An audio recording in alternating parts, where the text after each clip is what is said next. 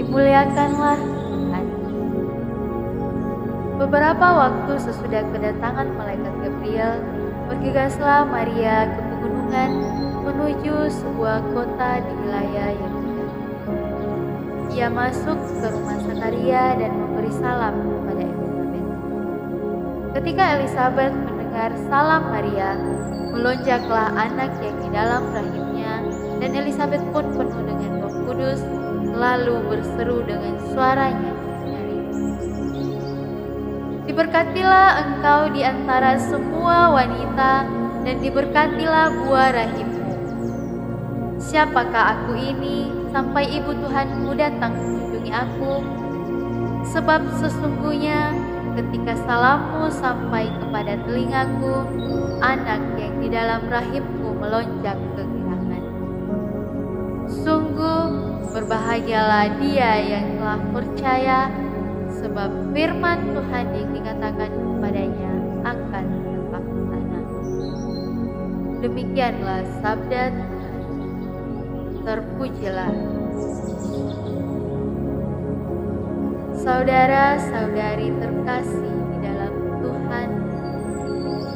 Injil hari ini menceritakan tentang kunjungan Bunda Maria kepada Elisabet.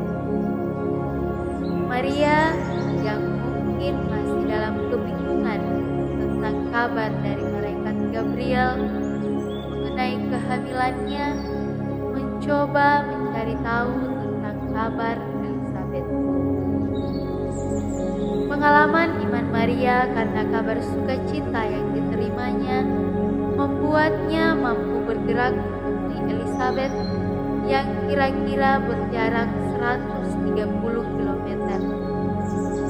Maria karena imannya kepada Tuhan mampu melewati perjalanan panjang itu dan menemui Maria. Saudara-saudari yang terkasih, iman kita bukanlah iman yang sekedar pengetahuan, tahu akan sesuatu, misalnya pengetahuan tentang sakramen-sakramen atau sifat-sifat gereja. Iman kita juga harus kita praktikkan dalam kehidupan sehari-hari. Iman kita harus dapat dilihat oleh orang lain. Maria karena imannya bergerak dari rumahnya menuju rumah Elisabet. Pertanyaannya adalah, apakah kita yang juga memiliki iman yang sama kepada Maria juga lantas bergerak mempraktekkan iman kita?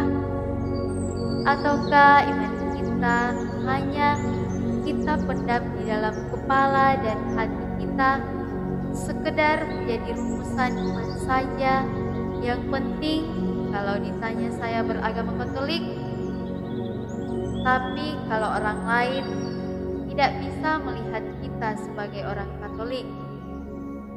Iman itu bukan sekedar masalah kita dengan Tuhan saja.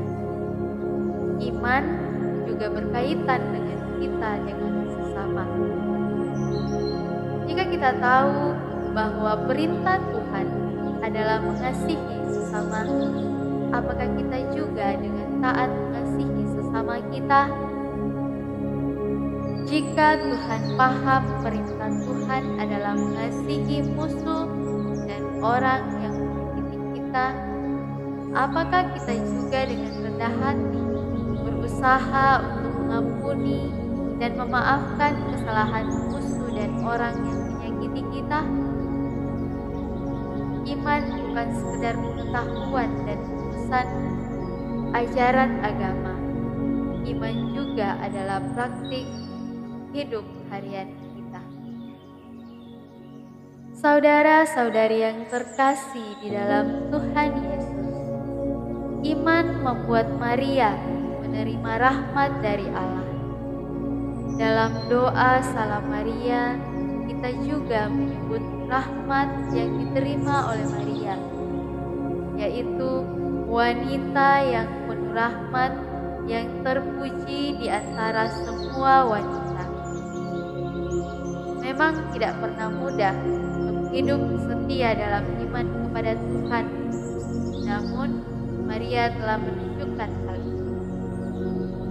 Kesetiaan Maria menerima kehendak Allah di dalam hidupnya membuat Maria menjadi wanita yang terberkati.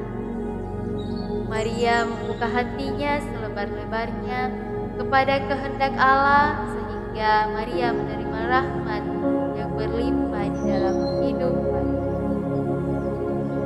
Nah, sekarang adalah tugas kita untuk selalu rendah hati menerima kehendak Tuhan. Memang tak mudah untuk menerima dan melaksanakan kehendak Tuhan.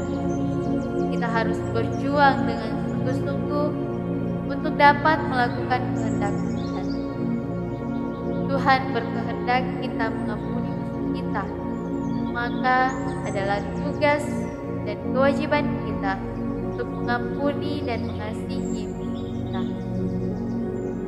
Juga Tuhan berkehendak agar kita dengan rendah hati saling melayani satu sama lain.